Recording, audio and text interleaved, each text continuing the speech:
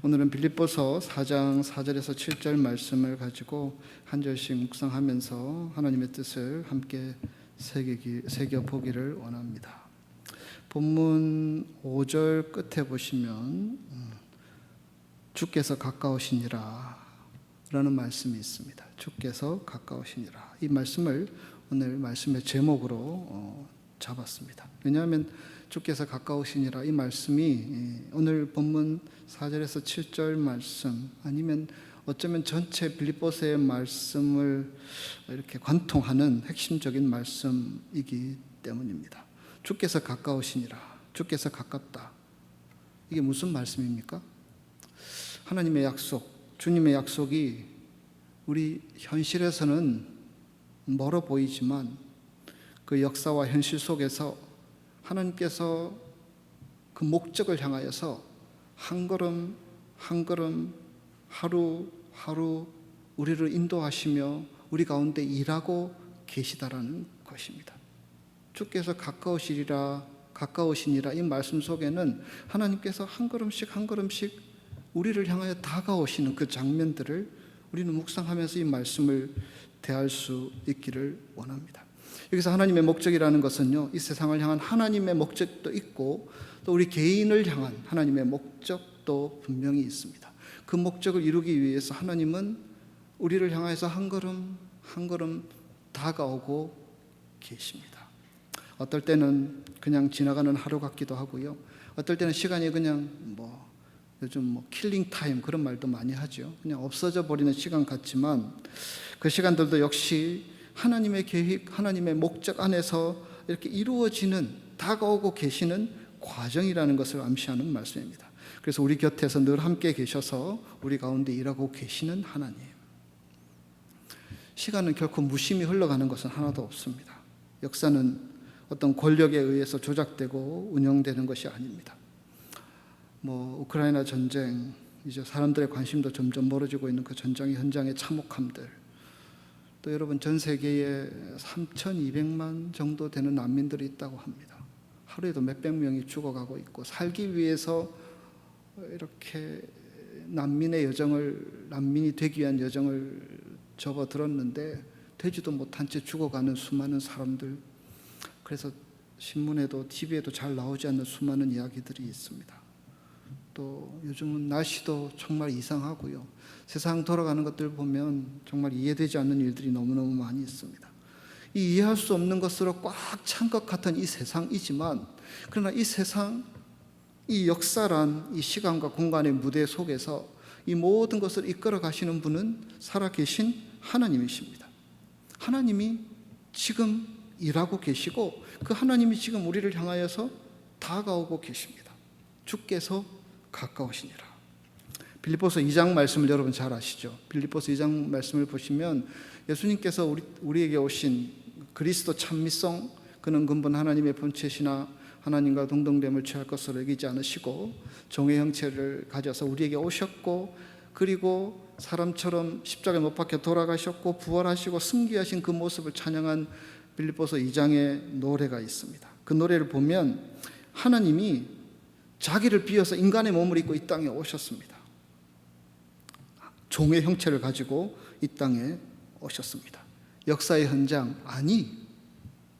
바로 나에게, 현실에 매여 철학에 살아가는 나, 어디로 가야 될지 잘 몰라서 방황하고 있는 나에게 우리 주님은 찾아오셨다라는 것입니다.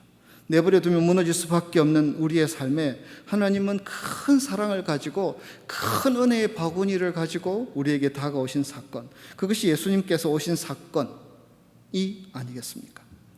그래서 죄악의 길로, 죽음의 길로 가는 우리의 길을 막으시고 우리와 함께 동행하고 계십니다.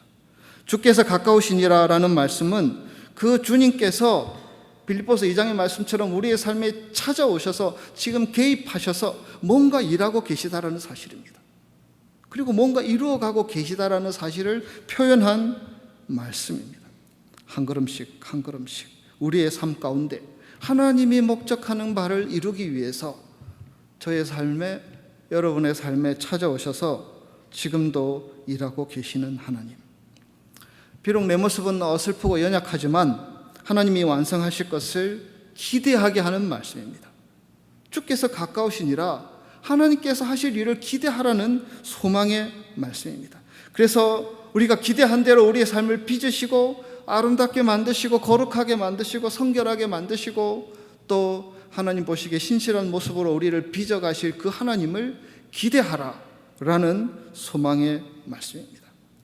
그래서 그 하나님의 일하심을 인정하는 자는 우리는 주 안에서 굳게 설 수 있습니다. 우리가 연약한 줄은 알지만 하나님께서 오기 때문에 그것을 신뢰하기 때문에 우리는 우리의 삶의 토대에서 굳게 설 수 있습니다. 한 마음을 품기 위해 기꺼이 욕망도 내려놓을 수 있습니다. 하나님의 간섭하심과 섭리에 순응하기 위해서 기꺼이 주님을 따라 살아가겠습니다. 결단할 수 있도록 우리에게 도전하고 있는 것입니다. 하나님께서 지금 빚어가시는 과정 속에 있는 나, 우리의 삶이라는 것이 그런 것이기 때문에 우리는 그것 때문에 기뻐할 수 있습니다. 다시 말씀드립니다. 하나님은 다가오고 계십니다. 그리고 우리를 빚어가고 계시고요. 그리고 우리를 완성해 가고 계십니다. 우리가 그것을 신뢰하게 될 때에 갖게 되는 마음이 바로 기쁨이다. 그 덕목이 바로 기쁨이다라고 우리에게 말씀하시는 것입니다. 그래서 우리에게 기쁨이 없다면 하나님과 나의 관계 속에서 무엇인가 막혀 있는 것인지도 모릅니다. 4절 말씀, 우리 함께 다시 한번 4절 말씀 읽겠습니다. 주 안에서 항상 기뻐하라. 내가 다시 말하노니 기뻐하라. 사도 바울은 강력하게 말하고 있습니다. 주 안에서 기뻐하라. 다시 말하노니 기뻐하라. 근데 여러분, 이 말씀 속에는 이제 그런 의미들이 담겨져 있죠. 정상적인 상태에서는 기뻐하지 않을 상황들에 놓여 있다. 그러니까 지금 강조해서 명령하는 것이 아니겠습니까? 그렇죠? 기뻐하지 않을 상황들이 많이 있다라는 현실들을 반영하고 있는 말씀입니다. 하지만 또 다르게 말하면 주 안에서 기뻐하라, 내가 다시 말하노니 기뻐하라라는 이 말 속에는요, 만약에 우리에게 기쁨이 없다라면 우리의 신앙에 뭔가 문제가 있는 것이 아닌가라는 것을 도전하고 생각하게 하는 말씀입니다. 우리가 알듯이 지금 이 빌립보서를 쓰고 있는 사도 바울의 상태는 그렇게 좋은 상태가 아닙니다.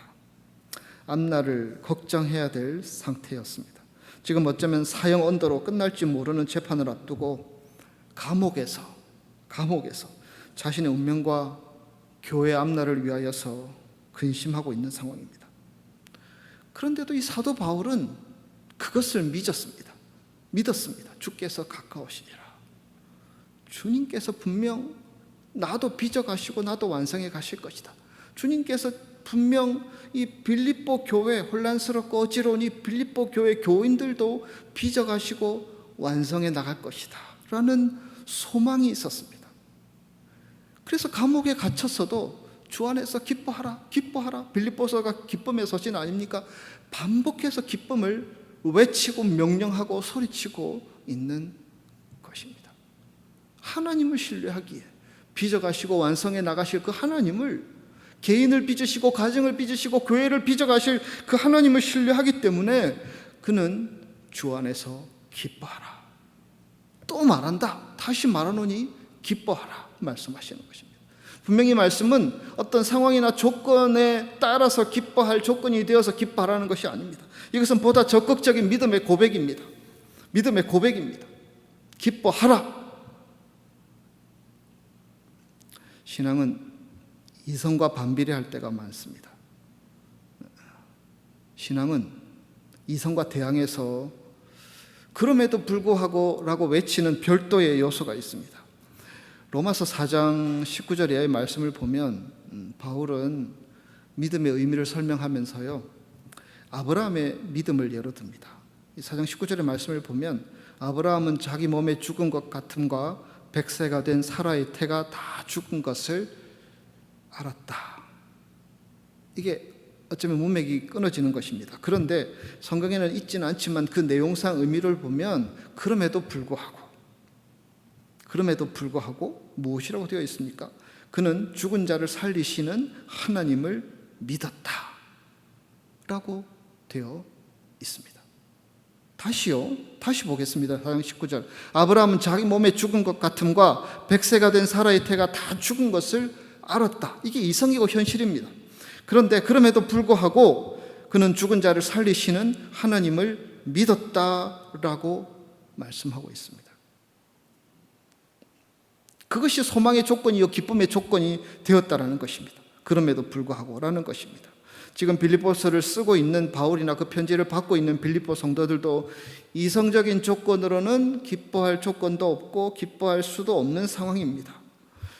여러분, 교회에서 하나님 말씀으로 우리에게 기뻐하라 말씀하시지만 실제로 그런 얘기를 들은 경험들이 많이 있습니다. 뭐가 그렇게 기뻐하라고 얘기하시냐고.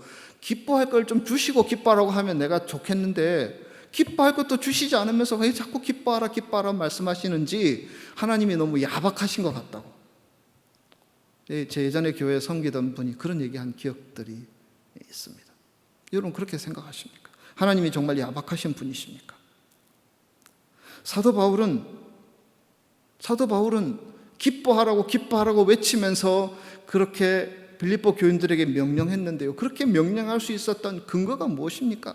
그것은 4장 4절 첫 번째 구절에 나와 있습니다. 주 안에서 기뻐하라.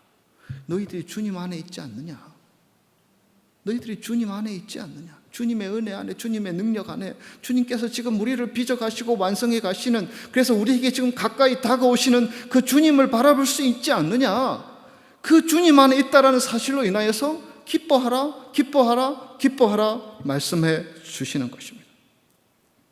그러기에 바울은 자신과 신자들에게 고난을 가져다주는 사탄의 세력을 꺾고 이기신 주 예수 그리스도의 능력을 의지하여서 그 권능을 덧입어서 기뻐하라고 선포하고 있습니다. 세상이 아무리 우리를 힘들게 하여도, 사람들이 우리를 넘어뜨리려고 하여도, 돈이나 건강이나 신분이나 배신자들이 아무리 우리를 절망의 끝으로 자꾸 몰아넣는 것 같더라도 십자가에서 부활하신 우리 주 예수 그리스도의 능력은 우리의 모든 삶들을 빚으시고 완성시키셔서 하나님의 선하신 뜻대로 이루어 나갈 것을 나는 믿습니다. 이 믿음이 사도 바울의 고백이요 우리를 향한 외침인 것입니다. 그래서 주 안에서 기뻐하라, 주 안에서 기뻐하라 선포하고 있는 것이 아니겠습니까? 다르게 말하면 주께서 가까우시니라라는 소망이 우리의 기쁨의 근원이라는 것입니다. 주님께서 가까이 오시기 때문에, 뭔가 일하고 계실 것을 믿기 때문에 우리는 기뻐할 수 있는 것이고 감사할 수 있는 것이고 우리가 소망 가운데 살아갈 수 있음을 선포하는 것입니다. 주님이 가까이 오고 계시다는 사실로 인하여서 우리는 기쁨의 제목들을 얼마든지 찾을 수 있으며 우리가 소망의 근거들을 얼마든지 찾을 수 있다라는 말씀이 아니겠습니까? 우리의 삶에는 기복도 있고 감정의 동요도 있을지 모르지만, 그러나 우리 주 안에서 살아가는 저와 여러분은 그 안에서 기쁨의 조건들을 찾아서 기뻐하고 기뻐할 것을 기대하고 소망 중에 주님을 바라보는 자 되기를 우리 주님은 원하시는 줄 믿습니다.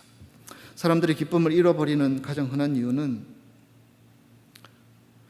하나님의 말씀이 내 삶에 도전이 전혀 없을 때입니다.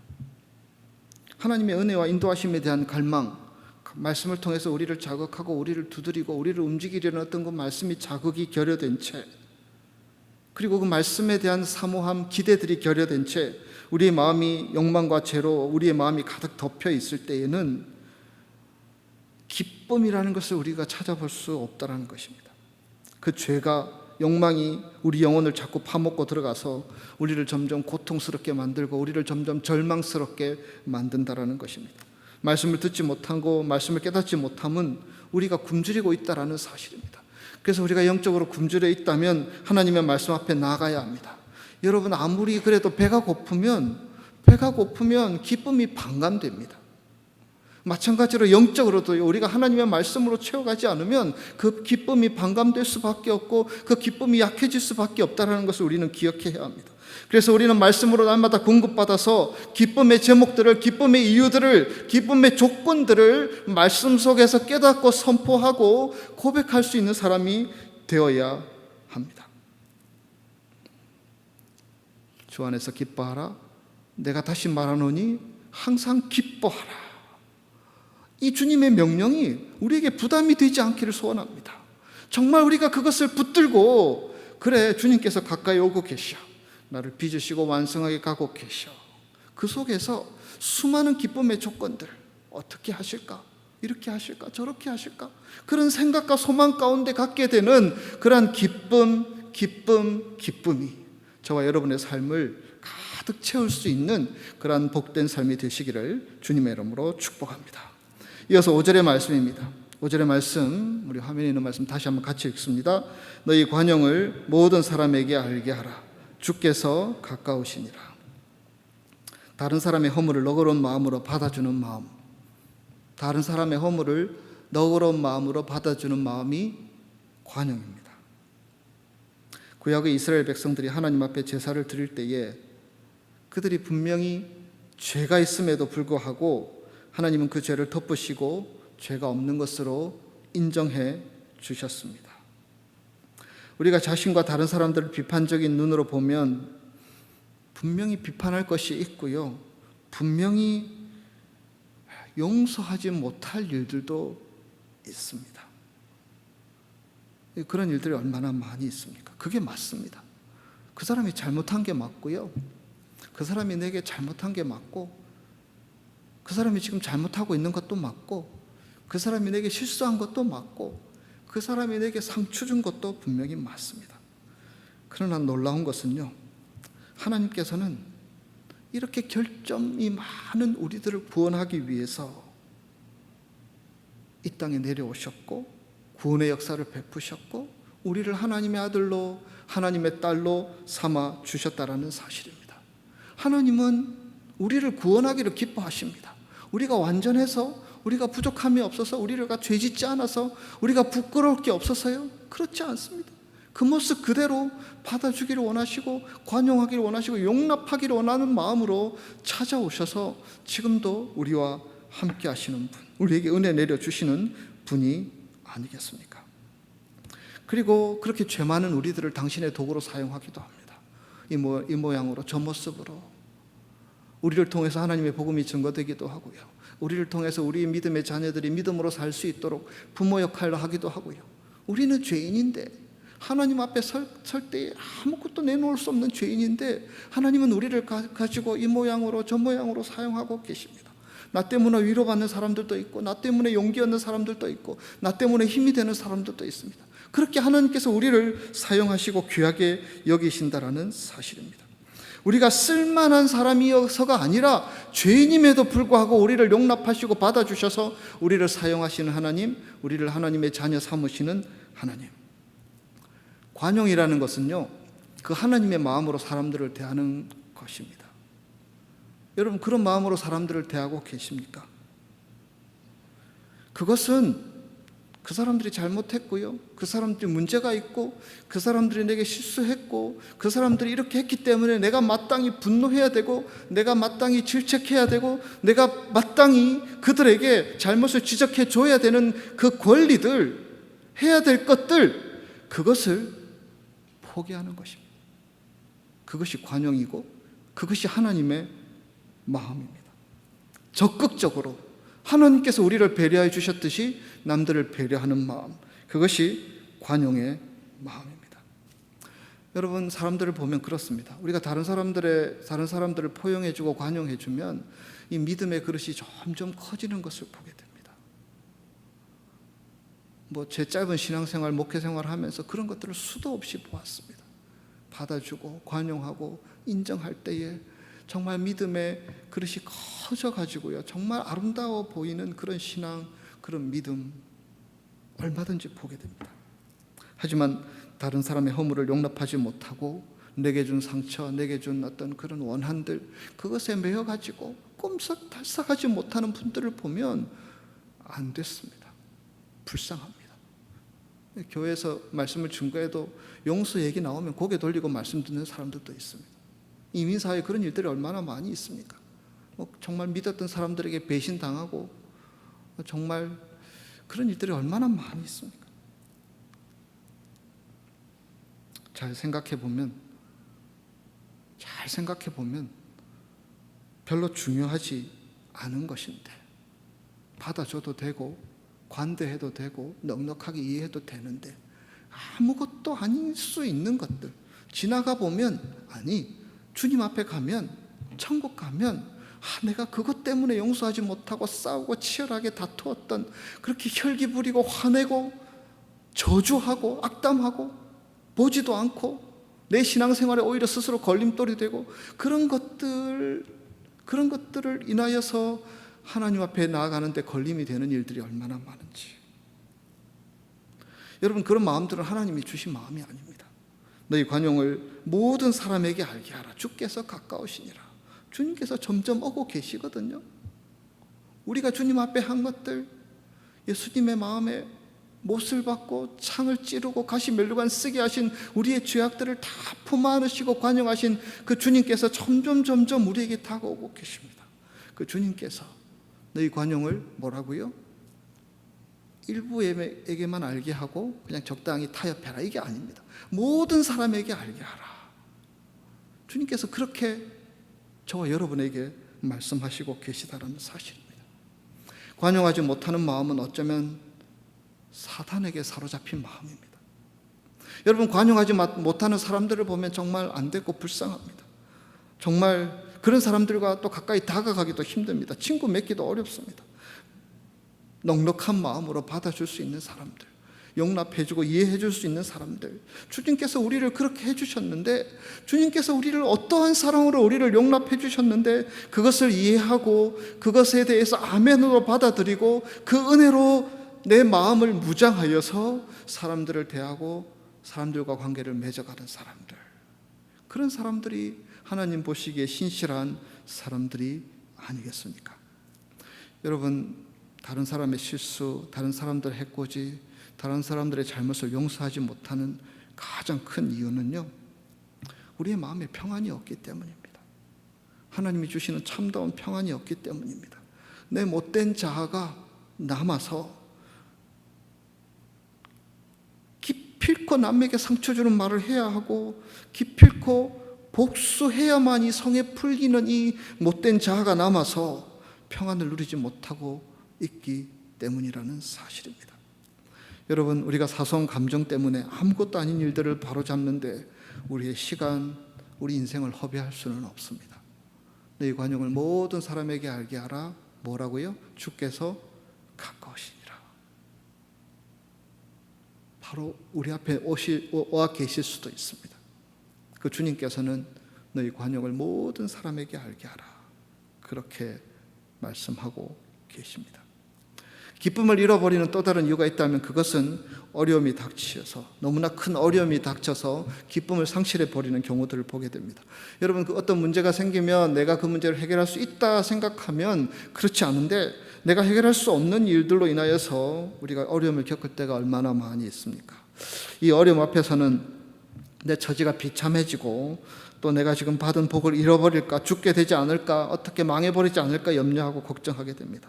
이런 염려들은 우리 영혼의 독과 같아서 한번 물리게 되면 퉁퉁 붓고 나중에 되면 영적인 감각을 잃어버리게 됩니다. 정말 그 염려 때문에, 염려가 우리의 삶을 딱 지배해버리면요, 감사도 사라지고 기쁨도 사라지고 찬양해도 인상 팍팍 쓰고 찬양하고 말씀을 들어도 고기 인상파처럼 그렇게 말씀 듣고 그렇게 하게 된다라는 사실입니다. 그래서 본문 6절은 우리에게 그렇게 말씀하고 있습니다. 6절 말씀 우리 다시 한번 같이 읽겠습니다. 아무것도 염려하지 말고 다만 모든 일에 기도와 간구로 너희 구할 것을 감사함으로 하나님께 아뢰라. 여러분, 왜 큰 시험들이 우리에게 오는 것입니까? 우리는 그 이유를 다 알 수 없습니다. 단지 우리 앞에 서 있는 시험들은 내 힘으로 싸우고 헤쳐나갈 성질의 것이 아닌 것들도 참 많다라는 것을 우리는 인생을 살아오면서 깨닫게 됩니다. 여러분, 시험이 올 때에, 문제가 생길 때, 어려움이 닥쳐올 때에 우리가 제일 먼저 생각해야 하는 것은요, 내 인생의 주인은 내가 아니고 하나님이라는 사실을 기억해야 합니다. 만일 내 인생의 주인이 나라면 내가 내 모든 것을 책임져야 하지만, 내 인생의 주인은 하나님이라는 것을 인정하면 그 주인께 보고하면 됩니다.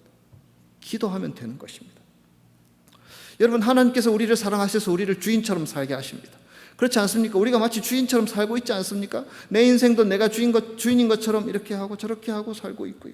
우리가 가지는 집, 직장, 자식, 내 몸, 모든 것들을 누리게 하십니다. 마치 주인인 것처럼 누리게 하십니다. 그러나 우리에게 어려움이 다가올 때, 문제가 다가올 때에, 큰 시험거리가 다가올 때에 우리 하나님은 우리에게 다시 한번 물으십니다. 누가 이 모든 것의 주인이냐? 누가 이 모든 것의 주인이냐? 그렇습니다. 주님이 우리의 주인이십니다. 하나님이 우리의 주인이십니다. 인정하기를 우리 하나님은 원하십니다. 그래서 모든 일에 기도와 간구로 하나님께 맡기라고 주인 되신 주님께서 말씀하시는 것입니다. 기도가 개인적으로 하나님과 나누는 대화라면, 간구는 굳이 얘기하자면 교인들이 합심해서 드리는 기도라고도 할 수 있습니다. 일단 하나님께 기도하고 맡긴 것은 더 이상 염려하지 말고, 하나님이 주인이시니까 맡겨버리고 나아가는 것입니다. 예전에 옥하는 목사님 설교 가운데 너희 염려를 믿음으로 묶어라, 이런 설교를 제가 들은 적이 있는데 참 은혜 받았던 기억이 있습니다. 우리의 믿음으로 하나님이 나의 주인이시다, 하나님의 나의 능력이시다라는 믿음으로 우리에게 다가오는 그 큰 시험거리들, 문제들을 묶어버려야 합니다. 믿음의 끈으로 한 번씩 두 번씩 계속 돌아가면서 묶어나가면 그 염려가 꼼짝하지 못하고 우리 앞에 놓여있게 된다는 사실입니다. 그리스도인들의 마음에 염려가 들어오면 믿음이 작동하지 않습니다. 마치 전혀 신앙을 가지지 않은 사람처럼 불안해하고 또 조절하기도 합니다. 그런 경우들이 얼마나 많이 있습니까? 그러나 말씀드린 것처럼 우리의 삶의 주인은 내가 아니고 하나님이시기에 그 하나님께 다시 한 번 더 오늘 본문 6절에 있는 말씀처럼 모든 일에 기도와 간구로 감사함으로 하나님께 아뢰라는 주님의 요청을 우리는 기억해야 합니다. 하나님께서 기다리고 계십니다. 당신에게 맡기기를. 지금 가까이 다가오고 계시는 그 하나님께서 우리의 모든 문제와 염려들을 주님 앞에 맡기기를 기다리고 계시다라는 사실입니다. 여러분, 문제가 오면 그것을 객관적으로 볼 수 있어야 됩니다. 문제에 꽉 쌓여가지고요, 꼼짝달싹하지 못한 채 문제 속에 빠져서 허우적거리지 말고 문제를 떼놓고 생각해야 합니다. 이 문제는 하나님이 해결해 주실 것이다. 내 염려는 주님 앞에 맡기고 내게 믿음을 달라고 하나님 앞에 기도하면 되는 것이다. 거머리처럼 내 마음에 찰싹 붙어 있어서 나로 꼼짝달싹하지 못하고 있는 이 염려거리들을 믿음으로 칭칭 묶어서 하나님 앞에 간구하면 되는 것이다. 하나님 앞에 내어놓으면 되는 것이다. 그렇게 고백하며 그렇게 행동하며 살아가는 자 되기를 우리 주님은 원하신다라는 것입니다. 우리가 부딪히는 문제가 아무리 크고 아무리 힘들고 아무리 어려운 문제라도 하나님은 그런 문제를 통해서 당신의 능력을 우리에게 보이기를 원하시는 분이신 줄 믿습니다. 우리가 가지는 문제들이 아무리 사소하고, 여러분 어떤 분들이 그런 분들이 있더라고요. 야, 이 것 갖고 하나님께 나아가도 될까? 이까지 것 갖고 그냥 내가 해도 되는데 하나님 앞에 나아가도 될까? 우리 하나님은 친밀함을 원하시는 하나님이십니다. 아주 작은 것조차도 친밀한 하나님께 아뢰며 간구하며 맡기는 자 되기를 원하십니다. 그래서 6절에 분명히 그렇게 되어 있지 않습니까? 모든 일에 기도와 간구로 하나님께 아뢰라. 여러분 그렇게 살아가고 계십니까? 아무리 기도해도 여전히 듣지 않는 것들로 인하여서 어떤 사람은 하나님, 목사님 저는 이 기도는 안 해요. 이 기도는 안 해요. 그렇게 얘기하는 교인의 말을, 평생 신앙생활한 교인의 말을 들은 적이 있습니다. 가정 문제, 자식 문제, 내 말도 듣지 않고 자기 마음대로 하고 있는. 그래서 나는 이 기도 안 해요. 여러분 이것은 믿는 사람들이 해야 될 자세가 아닙니다. 모든 일에 기도와 간구로 나아가는 자 되라고 주님이 분명 말씀하고 있는 것이 아닙니까? 그리고 이어지는 말씀에 너희 구할 것을 어떻게 함으로? 감사함으로 하나님께 아뢰라 라고 말씀하고 있습니다. 감사함으로 아뢰라, 감사함으로 기도하라라는 요청입니다. 여러분 감사함으로 기도하라는 말씀이 무슨 의미겠습니까? 그것을 굳이 두 가지로 나누어 본다면요, 첫째로는 감사함으로 기도하라는 것은요, 내가 구한 것은 하나님께서 다 주실 것이다 믿고 감사하라는 것입니다. 기도한 것은 하나님께서 주실 줄 믿고 감사하라는 요청입니다. 시간이 지나서 딱 구체적으로 상황이 딱 떨어지고 나서 하나님 감사합니다, 이게 아니고요. 하나님을 온전히 신뢰하기 때문에 점점 다가오시고 나를 빚으시고 나를 완성해 가실 하나님께서 지금 일하고 계실 것을 내가 믿기 때문에 아직 기도 응답이 되지 않았음에도 불구하고, 아직 아무런 변화가 나지 않았음에도 불구하고 믿고 감사함으로 하나님께 아뢰라 라는 말씀입니다. 또 한 가지로 구분을 한다면, 감사함으로 아뢰라는 것은요, 자기의 주어진 삶들을 돌아보며 하나님 앞에 감사하라는 의미도 담겨져 있습니다. 여러분, 살다 보면 정말 앞길이 캄캄할 때가 있습니다. 하늘을 향해 눈을 들고 하나님의 빛을 구하지만 기도가 응답되지 않는 것 같고 상황이 여전히 캄캄할 때도 있습니다. 그럴 때 우리는 뒤를 돌아보아야 합니다. 뒤를 돌아보아야 합니다. 내가 지금까지 살아온 인생 여정을 돌아보아야 한다라는 것입니다. 그러면 지난날 나의 앞이 캄캄한 상황 속에서, 내가 미처 깨닫지 못했던 많은 순간과 상황 속에서 내 삶에 개입하셔서 역사하셨던 그 하나님, 내 삶에 개입하셔서 이 모양 저 모양으로 돌보아 주셨던 그 하나님, 내 삶에 개입하셔서 어떨 때는 피할 길을 내어주시고, 어떨 때는 수렁에서 건져주시고, 어떨 때는 내 삶이 복되게 하시고 기쁘게 하시고 간증하게 하시고 하나님이 하신 일들을 선포하게 하셨던 그 많은 순간들을 기억하고 돌아볼 수 있게 된다는 것입니다. 여러분, 하나님의 은혜 없이 살아온 사람이 누가 있습니까? 그런 사람이 있습니까? 하나님의 은혜 없이 살아온 사람이 누가 있습니까? 우리 인생을 돌아보면 수많은 하나님의 손길의 흔적들이 다 묻어 있고 다 담겨져 있다는 사실을 우리는 인정할 수 있습니다. 그렇기 때문에 돌아보는 것입니다. 돌아보면서, 아, 하나님 그때 그렇게 하셨지, 아, 하나님 그때 그렇게 도우셨지 생각하면서 감사함으로 아뢰라는 것입니다. 주실 줄 믿고 감사하고 돌아보면서 감사하라는 것입니다. 그렇게 감사하며 하나님 앞에 아뢰고 기도하라. 그렇게 우리에게 도전하고 있는 말씀입니다. 마지막 7절 말씀, 우리 함께 다시 한번 7절 말씀 읽습니다. 그리하면 모든 지각에 뛰어난 하나님의 평강이 그리스도 예수 안에서 너희 마음과 생각을 지키시리라. 아멘. 오늘 말씀의 제목을 기억하십니까? 주께서 가까우시니라. 여러분, 정말 주님께서 우리에게 가까이 다가오고 계십니다. 그리고 우리 가운데 일하고 계십니다. 우리를 빚으시고 우리를 완성해 가고 계시는 줄 믿습니다. 그것을 소망 중에 바라보면서 우리는 기뻐할 제목도 찾고요. 그리고 우리 염려를 믿음으로 묻고 염려를 주님 앞에 맡기고 감사함으로 기도합니다. 관용의 마음을 가지고 하나님께서 우리를 용서해 주신 것, 하나님께서 우리를 다 품어주시고 덮어주신 것, 그것에 너무 감사해서 그 관용의 마음을 가지고 사람들을 대하고 이해하고 받아들이고 용납합니다. 그러한 자들에게, 그리하면 7절 말씀입니다. 모든 지각에 뛰어난 하나님의 평강이 그리스도 예수 안에서 너희 마음과 생각을 지키시리라 말씀하고 계십니다.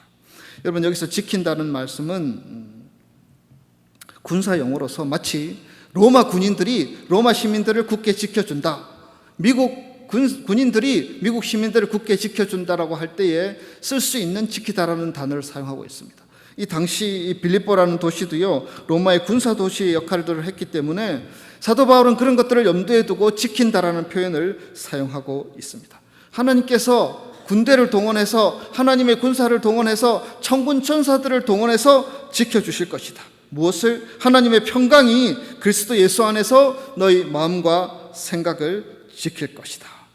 외적인 핍박도 있고 사람들의 험담도 있고 또 우리들을 넘어뜨리려는 사탄의 계략도 있고 이런저런 세상을 살아가면서 많은 일들이 계속적으로 우리에게 다가오지만, 내일 눈 뜨면 또 다른 문제가 생기고 모레 눈 뜨면 또 다른 것들로 우리의 마음을 옥죄어 오고 우리를 힘들게 하지만, 우리가 주님께서 가까이 오고 계심을 내가 믿습니다.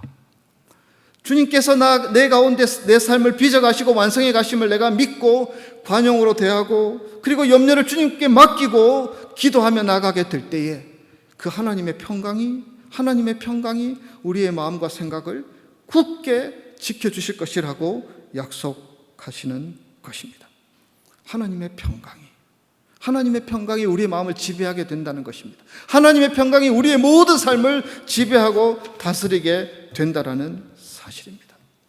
여러분, 이 하나님의 평강을 누릴 수 있는 저와 여러분이 될 수 있기를 소원합니다. 신앙생활하면서도 우리의 마음이 불안과 염려와 세상의 온갖 요동치는 것들로 가득 찬 사람이 아니라 온전히 하나님의 평강으로 우리를 지켜나가는, 그 하나님의 평강이 나를 지킴을 믿고 나아가는 그런 믿음의 대장부들이 될 수 있기를 소원합니다.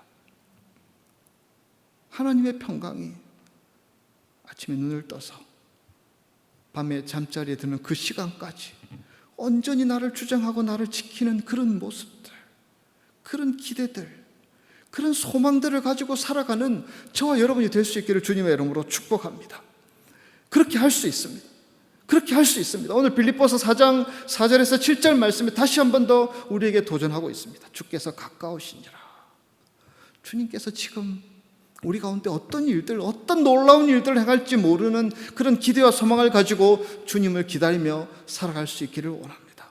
그런 기대를 가지고 주님을 기다리며 살아가는 자들에게 그 평강이 우리의 모든 삶을 지키시고 보호해 주시겠다는 이 약속을 신뢰하며 나아갈 수 있기를 원합니다. 우리 믿는 사람들은 어마어마한 하나님의 은혜 안에 들어와 있는 사람입니다. 여러분, 그렇게 믿습니까? 여러분, 우리가 신앙생활하면서 이런 은혜도 받았고 저런 은혜도 받았지만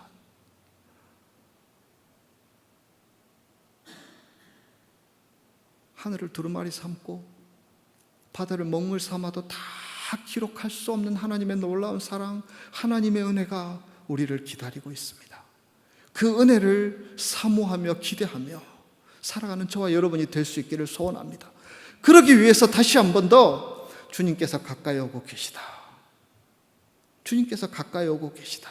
그것으로 기쁨의 이유를 삼고 관용함으로, 기도함으로 오늘을 살아가는 저와 여러분이 되셔서 아름다운 믿음의 열매를 주렁주렁 맺어갈 수 있는 이 자리에 함께한 저와 여러분이 되시기를 주님의 이름으로 축복합니다. 우리 함께 잠시 기도하겠습니다.